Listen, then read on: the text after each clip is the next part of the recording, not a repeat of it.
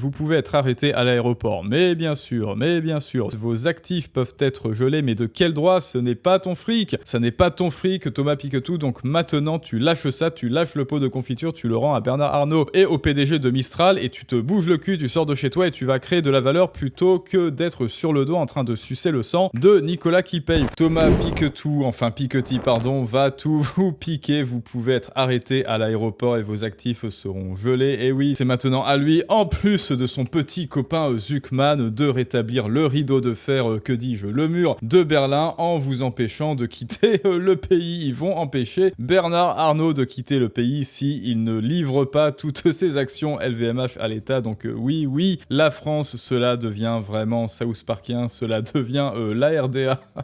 Cela devient le mur soviétique, enfin bref, tout ce genre de joyeuseté. Thomas Piketty répond aux grandes fortunes qui refuseraient de payer la taxe. Et qu'est-ce qu'on fait aux grandes fortunes qui refusent de payer la taxe? Eh bien, on les emprisonne, on gèle leurs actifs comme s'ils avaient tous leurs milliards sur leur compte en banque. Enfin bref, ces gens hallucinent, ces gens sont la honte de la France. Ces gens nous prouvent, malgré eux, à leur corps défendant, qu'ils n'y connaissent rien en économie et en finance, tout en se gargarisant qu'ils ont un doctorat en économie, doctorat qui a été fait avec un directeur de thèse communiste. Bref, les amis, analysons le storytelling de Thomas Piquetou. Comment est-ce qu'il vous le dit? Qu'est-ce qu'il vous le dit? Et comme à l'accoutumée, comment vos gelés vous font passer des vessies pour des lanternes, enfer pour le paradis? On voit ça ensemble tout de suite.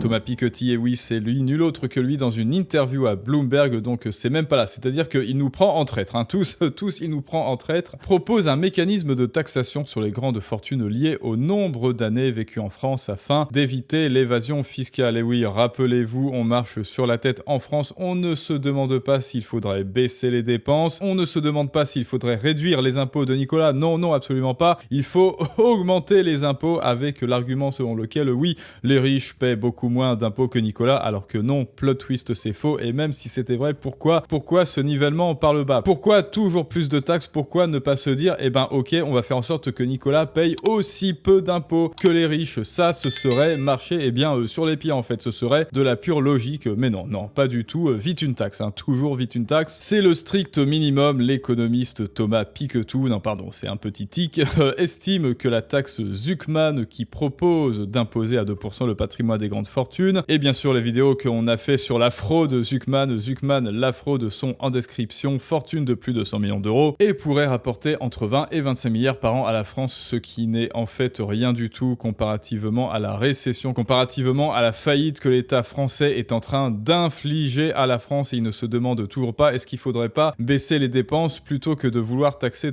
encore taxer, enfin bref, et le minimum à mettre en place. Non, le minimum ce serait plutôt de baisser non pas de 2%, mais de 80% la dépense publique. C'est ça qu'il faut faire. Pourquoi? Est-ce que vous voyez, les amis, un petit peu l'éléphant qu'il y a dans la pièce? Est-ce que vous voyez à quel point la taxe Zuckman, enfin taxer les riches, hein, encore une fois, c'est une taxe façon Cervantes qui se bat contre des moulins à vent? Bien sûr que c'est un détournement d'attention, bien sûr que c'est un homme de paille. Pourquoi? Parce que Zuckman va venir avec sa petite taxe à la con monopoliser tout le service public, hein, encore voilà, l'audiovisuel public payé par vos impôts, bien sûr, hein, rappelez-vous, c'est Impoception. Et comme cela, il n'y aura plus de temps de cerveau disponible pour se demander si à la place, Manu et ses sbires ne devraient pas plutôt, et Gérard Larcher aussi, enfin bref, ministres, etc., sénateurs, ne devraient pas plutôt réduire leur train de vie à nos frais. Dans une interview à Bloomberg, donc, l'économiste estime que cette taxe élaborée par l'économiste, oui, on le connaît que trop, n'est d'ailleurs pas assez importante. Non, c'est pas assez important, et non, pourtant, avec cette taxe, eh bien, dans 25 ans, la moitié de LVMH appartiendra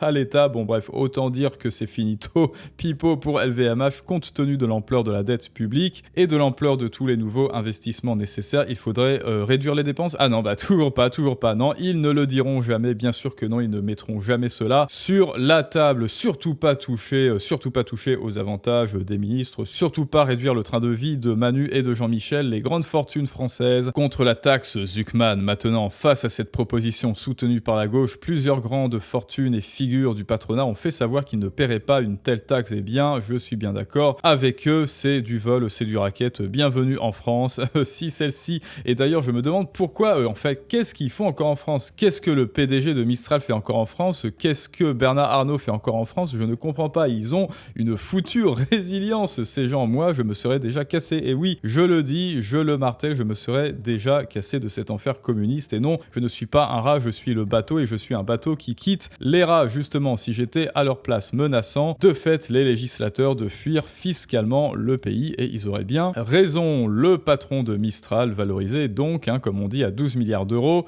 Arthur Mensch donc a déclaré qu'il ne pourrait évidemment pas payer. Pourquoi ? Eh bien parce que c'est une licorne, un petit peu comme Deezer.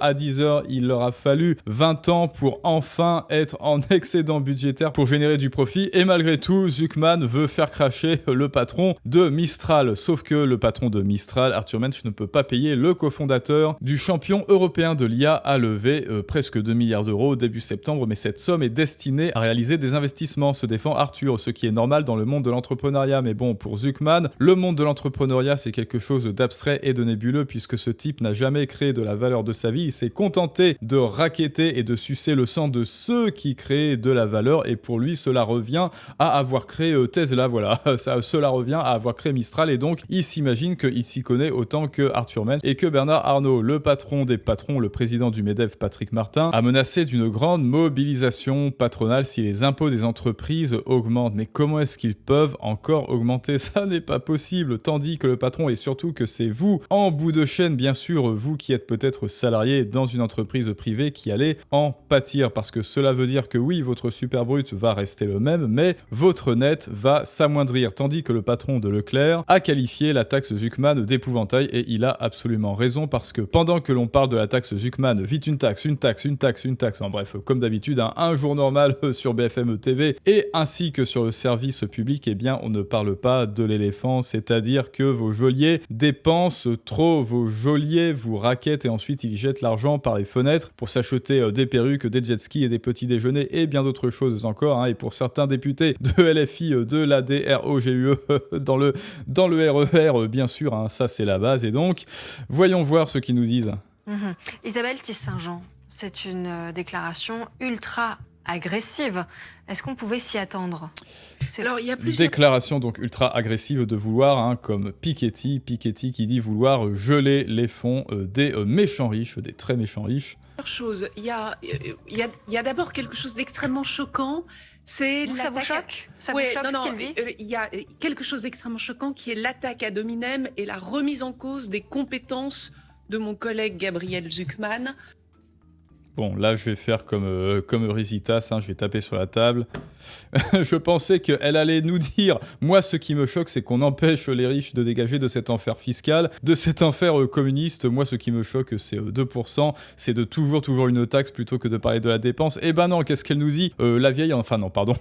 Isabelle, c'est ça, enfin Brigitte. Brigitte nous dit « Moi, ce qui me choque, c'est qu'on remette en question le savoir infini, la vérité révélée, perpétrée par le turiféraire Zuckman, qui nous balance de la fumée. Et effectivement, il nous balance bien de la fumée, bien des fumigènes dans la gueule pour nous dire « Vous avez tort et moi j'ai raison ». Pourquoi ? Parce que sophisme d'autorité. Moi, j'ai un doctorat, donc je m'y connais mieux que tous les autres. Et en plus, je suis validé par des prix Nobel d'économie et donc validation sociale. Encore une fois, biais d'autorité, sauf que rien ne nous dit que ces prix Nobel ont pris cette décision de manière mathématique, concrète et économique et non pas de manière politique. Et évidemment que leur adhésion est politique et non pas économique. Et même Zuckman l'a avoué. Il a avoué que sa taxe de merde, voilà, désolé, j'ai le droit. J'ai juridiquement le droit de dire que Zuckman a inventé une taxe de merde. Enfin bref, ça c'est un pléonasme. Il a avoué lui-même que cette taxe ne serait pas économiquement efficiente, mais que ce serait par justice fiscale. Vous savez, la justice fiscale en France, c'est de toujours ajouter des millefeuilles de taxes, bref.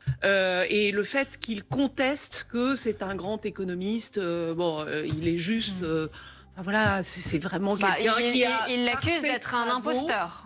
Ouais, non, mais c'est quelqu'un qui, par ses travaux, a une vraie crédibilité. Alors, l'économie, c'est une discipline... Non, pour rappel, voilà, son doctorat, enfin sa thèse de doctorat a été faite, elle a été produite avec un directeur de thèse qui était de manière patentée communiste. Donc, écoute, est-ce que ça n'est pas politique, ça, justement ? Isabelle Tissin. Alors, l'économie, c'est une discipline où il y a des désaccords entre économistes. C'est une Merci discipline, de l'avouer. C'est une science humaine et sociale. C'est le cas sur cette taxe. Et donc, c'est le cas sur cette taxe, comme c'est le cas sur beaucoup d'autres sujets. Ça ne veut pas dire que pour autant, on puisse contester en quoi que ce soit à Gabriel Zucman le fait d'être un brillant économiste. C'est une taxe qui, par ailleurs, est défendue par 7 prix Nobel d'économie. Si c'est un brillant économiste, pourquoi est-ce qu'il n'a pas mis le doigt sur les dépenses publiques? Je pose ça là, voilà, Gabriel Zucman, si tu es là, dis-le-nous, réponds. Si tu es si brillant que ça, pourquoi est-ce que tu ne parles en rien de la dépense publique? Donc il y a Pourquoi est-ce que tu ne parles pas des 20 000 cas par mois que touche le DG de l'Arcom? Pourquoi est-ce que tu ne parles pas des 20 cas par mois que touche le DG de France Travail, l'agence qui vous sert à tout sauf à trouver un travail? Pourquoi tu ne parles pas des 20 k euros par mois que touche la DG de France Télévisions? quand même vraiment une crédibilité sur le sujet. Moi, ce qui me choque aussi, c'est le fait qu'on est dans un moment où la situation économique et politique du pays est quand même préoccupante et qu'on a besoin de paroles qui permettent de dessiner un chemin, y compris pour qu'on avance sur les questions économiques. Ce qui pèse en ce moment, vous lisez la note de Fitch, comme vous lisez la dernière note du FMI. Oui, je vois. Bon, sentiment d'urgence, c'est une urgence et donc vite une taxe. Vite, il faut taxer, on n'a plus le temps de réfléchir. C'est ça. Incitation aux passions, incitation à déchaîner les passions par sentiment d'urgence. Vite, il faut passer à l'action, plus le temps de réfléchir sur les dépenses, il faut juste taxer. Voilà, taxer. Pourquoi est-ce que ce sont les riches qui ont gagné leur argent à la sueur de leur front qui devraient être taxés et non pas les riches qui vous gouvernent et qui sont riches juste parce qu'ils nous obligent à leur donner tout notre argent? Excusez-moi, pourquoi est-ce que ce ne serait pas eux qu'il faudrait taxer? Puisqu'il faut taxer, eh bien autant ne plus rien leur donner. C'est tout, autant rendre à Nicolas le fruit de leur travail. On arrive toujours à la même conclusion. Ça alors, comme c'est bizarre, Bernard Arnault, la plus grande fortune française dans le top 10, évidemment, c'est lui directement attaqué à Zucman, le qualifiant de militant d'extrême gauche. Eh bien oui, effectivement, c'est un petit sobriquet qui lui sied à ravir. En réponse à cette offensive du patronat, Thomas Piketty propose de mettre en place... Ah oui, donc en fait, il s'est dit, Thomas Pictou, vous voulez jouer? Il met en place un mécanisme de taxation lié au nombre d'années vécues en France afin d'éviter que les grandes fortunes ne quittent le pays pour échapper à l'impôt. Alors, c'est-à-dire que si tu quittes la France 5 ans après, c'est bon, un truc comme ça. Et donc, il l'a dit sur une chaîne étrangère, si vous ne la payez pas, vous vous mettez dans la même position que quiconque décide de ne pas payer d'impôts. Sauf que ce qu'il ne sait pas, c'est que Bernard Arnault a des jambes, des visas et des jets privés. Bref, encore une fois, ils sont vraiment beaucoup trop naïfs. Ces gens, évidemment, qui vont trouver des pirouettes pour ne rien payer, et c'est tant mieux. Heureusement qu'ils vont trouver des pirouettes. Vos actifs peuvent être gelés, mais de quel droit? Ce n'est pas ton fric. Ça n'est pas ton fric, Thomas Pictou. Donc maintenant, tu lâches ça, tu lâches le pot de confiture, tu le rends à Bernard Arnault et au PDG de Mistral, et tu te bouges le cul, tu sors de chez toi et tu vas créer de la valeur plutôt que d'être sur le dos en train de sucer le sang de Nicolas qui paye. Vous pouvez être arrêté à l'aéroport, mais bien sûr, ce serait toi, c'est toi que l'on devrait arrêter, toi et ton pote Zucman, Thomas Pictou. C'est la vie des gens normaux, conclut l'économiste. Donc là, démagogie à 2 balles, il fait semblant, il feint d'être dans votre camp, vous les gens normaux, n'importe quoi. Bref, c'est de la grosse merde. Désolé, je suis désolé pour les petits mots crus, mais je pense qu'il n'y a rien d'autre comme qualificatif pour ce genre de personnes et de leurs idées. Et évidemment, bien sûr, il y a des solutions, puisque vous le savez, ça c'est un pied dans la porte, pour vous habituer à encore plus de taxes, parce que ce qui va arriver par ruissellement de taxes, ruissellement de la taxation, eh bien ce sera vous la cible, parce qu'on commence par 2% des plus riches, et puis ensuite 10%, puis 20%, et puis ensuite on va taxer ceux qui n'ont que 1 million d'euros, et puis ensuite on va taxer les gens aisés, et puis après on va taxer bien sûr Nicolas, parce que ce sont des hyènes, des charognards de la taxe qui n'en auront jamais assez. Ce sont, vous voyez là les petites sangsues dans les mares, dans les trucs de vase, et bien c'est exactement ça, elles n'en ont jamais assez de votre sang, et bien sûr qu'un jour ou l'autre Nicolas va rasquer et on vous empêchera, vous, de quitter ce Gauchotopia. Et donc une solution, redevenir souverain financièrement, de vos finances, de vos économies à vous, et ça on en parle très vite dans une nouvelle masterclass qui sera nommée Outsider pour être souverain. Et donc ceux qui sont inscrits à la mailing list, ils ont eu eu l'annonce il y a un mois et donc si vous voulez recevoir avant tout le monde, comme les inscrits, cette masterclass, eh bien il faut s'inscrire en description et en commentaire avec les clés de la persuasion parce que les clés de la persuasion, savoir communiquer sa valeur, savoir parler de ce qui nous tient à cœur et devenir souverain de ses idées aussi parce que si vous ne le faites pas, eh bien Zuckman et Thomas Piketty le fera à votre place. Et bien ça, c'est la première marche, c'est la première étape d'être souverain économiquement. Et maintenant, c'est à vous de me dire ce que vous pensez de tout cela, les amis. J'espère que vous avez la ref. J'espère que vous avez la ref de ce petit mème que je vous ai créé. Et je vous dis à tous à très bientôt pour un prochain storytelling du monde moderne. Mais ça, c'est une autre histoire.